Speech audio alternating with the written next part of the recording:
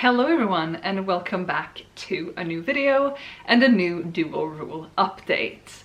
I didn't make one of these last month and I'm not sure I made one in February either for a few different reasons. Partly because I felt like I didn't really have anything to report and partly because I was/am a little bit over this project. And that's not a good way of starting this, but we're gonna talk through some stuff and then I'm gonna get back to that later on in the video. So we did another update stream at the end of March, like we tend to do, in which we kept plotting the future of the story. We have now plotted up until Lid and Niamh and Tev being separated, which according to the timeline is on day 50. And they have 50 days to complete the quest and they finish the water trial couple days before that, so they're almost at the full extent of the time they had to do it. So we kept plotting and we kept plotting the water trial, we kept plotting a bit of aftermath of that, we kept plotting Ryla, which is Niamh's old friend who betrays him in the beginning, but we don't know that, but I know that and you know that. She shows up and she tells Lid that the ruler has Lid's mom and that she needs to go to the capital, and then Ryla stays with Niamh and Tev because Lid has to go alone, etc, etc. And I think we left off at talking about what's gonna happen with Ryla. Is she gonna confess? Is she actually gonna try to kill them? Is she gonna have a change of heart, redemption arc? What's going on there? And we spent a fair bit of time discussing that if she gets a redemption arc, what then? Because a redemption arc to me needs to be believable and it needs to be earned. We're not going to get into how I feel about the character Teresa in the Maze Runner series.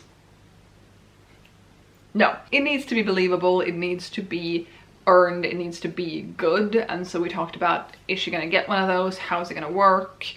What is her task that she's been given by the priesthood or the ruler? Is it to bring back Niamh dead? Is it to kill Niamh? Is it to separate him and Lid? What is the point here? And we debated a few different things. We debated having them send back the sunken ruler, the ruler who got pulled down and drowned and killed, with Shardmare, sending back his body. We talked about if Niamh and Tev were going to dress up as the guards that had been sent with Ryla. But then what do they do with the guards? Do they kill the guards? Who kills the guards? And if it's Ryla, do they trust her to not kill them? Lots of different things were discussed and we didn't conclude everything because we didn't get to the end of the book. But that's how far we got in the stream, and then that is ish the halfway point of the book, we think, but we have no idea. Since then, however, Marcus has taken on the ginormous task of merging the two sides. So merging Lid's first half and Niamh's first half. And I keep calling them first halves, even though that cuts off at the electricity trial. And then we have some other stuff, and then the water trial, and then the separation, which is the midpoint. So this cannot be the first half. Either way, he has taken it upon himself to merge the stuff that we have, the things we would have written, the second draft of both Lid's and Niamh's stories, and see what the problems are. And I'm gonna put on the screen right now the split between Lid's chapters and Niamh's chapters when all the chapters are put into order based on the timeline. Lid is orange, Niamh is purple, and there's a lot more Lid, and which we knew I'd written a lot more. Mine was almost twice as long as his, I think, but we also see that there's a lot of Lid back to back, and then less so Niamh, and then more Lid again. For the most part, there are some differences, and this doesn't really fly, does it? And so we sat down yesterday for me, a few days ago for you, and we talked through it. And you can see more of that stupidity on Marcus's channel in his update video because it was interesting. And we had a bunch of great revelations that I don't understand how we haven't had in the year and 4 months we've been working on this. So what we are doing now is that we are changing a whole bunch of things. First of all, the story, the book, as it is right now at least, will start with Niamh instead of with Lid. Originally, we didn't decide that it was going to start with Lid, but that's just how things fell into place as we were writing. However, that also comes with the fact that the first 21 pages are of Lid, and the first 21 pages, nothing happens. I apparently like having a little bit too much status quo in the beginning.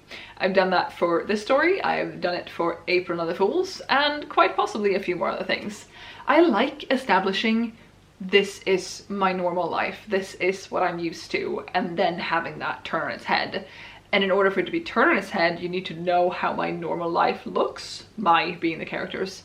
And I apparently done that a bit too much, and it just wasn't interesting. In the first 21 pages, we had status quo of her working in a workshop, going to her mom's birthday party, cleaning up after that, Tev getting injured, her touching him to fix it, like to just clean the wound, her going to bed, her waking up, or Tev waking her up rather, screaming about how the wound is completely closed and gone and there's no trace of it, to her finding out that this means she has powers, she has to go on a quest. What is the quest? What's the mainland? Who are the rulers?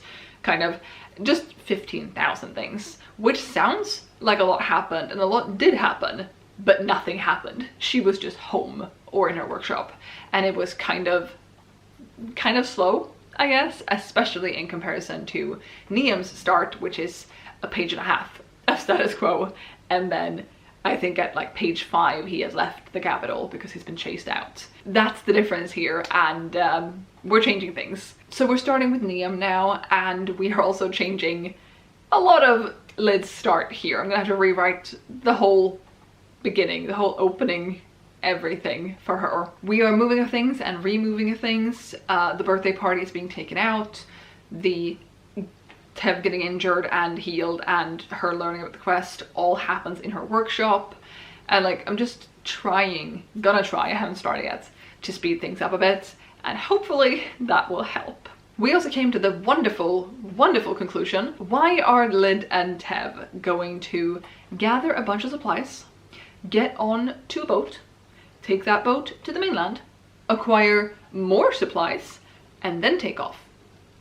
Why not just have them fly like birds with a little pouch of money and have them get what they need once they get there? Again, 16 months of working on this, and here we are. So we're speeding things up a lot for Lid. I think we're gonna run through that on Saturday with you guys as well. But it's a lot of changes happening, and it's gonna be good. I am excited about it, but yeah, lots of changes. And talking about me being excited about it, I also want to go back to the point I made earlier on about me having been or being kind of sick of this project. I do this, I ebb and I flow, both with my writing in general, but also with my interest in certain projects. That is why I wrote April and the Fools in the summer of 2019, and now April 2022 is the first time I'm touching it again. I do this, it's part of my process. Sometimes I never go back to things, and sometimes I do. As for Dual Rule, I have not fully stepped away from it. I haven't shelved it and been like, oh, I'll be back in 3 years or never. But we did take a break from writing to reread and edit, and then we took another break to read each other's, and then we haven't been writing, and we read each other's in December. We talked about that in the December stream on the 18th or something, I think. And now we're at the end of April, and I haven't written, nor has Marcus, because it hasn't been the time to write. We instead decided that we were gonna keep plotting the rest of the story and figure that bit out, and then get back into writing that. But now we're changing things. Now we are starting over in the beginning, meaning I'm gonna have to rewrite the beginning, which means I'm about to start writing. And that feels really good, and I think we talked about that maybe in the last stream, or we've just talked about it shortly after the stream among ourselves, that it started to feel like it's time to start writing again, because I am losing interest in this story when I'm not writing on it. That's just how I work. So on Saturday, April 30th, link down below, we will keep plotting, but we will not keep plotting where we left off in the last stream. We're not going to keep plotting from their separation and towards the end of the book. We're instead going to keep plotting from approximately the beginning, or around Inferno Valley, I want to say, because up until that point we've now changed things and we have compressed the timeline and we've sped things up like that as well, meaning that the separation is not going to be on day 50, the deadline for the quest will not be 50 days, etc. So we're going to plot on Saturday, just not where we left off before. I am excited to get back into the dual role, and I'm very excited that I get to start writing again soon because I am in that mood. I am finally in a mood of wanting to write in general, not just dual role. I have these long periods of time where I don't want to write and I don't write, and then I enter periods of time where I'm like, I want to write. And now, especially with the chaotic brainstorming / plotting Marcus and I did yesterday, I am in a I want to write mindset. And that feels really good. So with all that being said, we are streaming on Saturday the 30th of April, link down below, it will be on Marcus's channel, and I hope to see you there. It's gonna be a lot of fun, I hope, and I don't want to say it, but I am enjoying most of the plotting that we were doing. It's not my strong suit, but I feel like I've been doing a better job at it than I thought I would. I have been coming up with things, and I've been coming up with good things, and I've been brainstorming and making connections, and just I've been doing this really well, which is uncharacteristic but feels really good. So thank you so much for watching. I hope to see you there on Saturday. You can find the link down below, as well as the link to Marcus's video updating you on chaos. I hope you'll enjoy watching that. I hope you'll join us for the stream. Thank you so much for watching. I'll be back with another video soon, so I hope to see you then. Bye!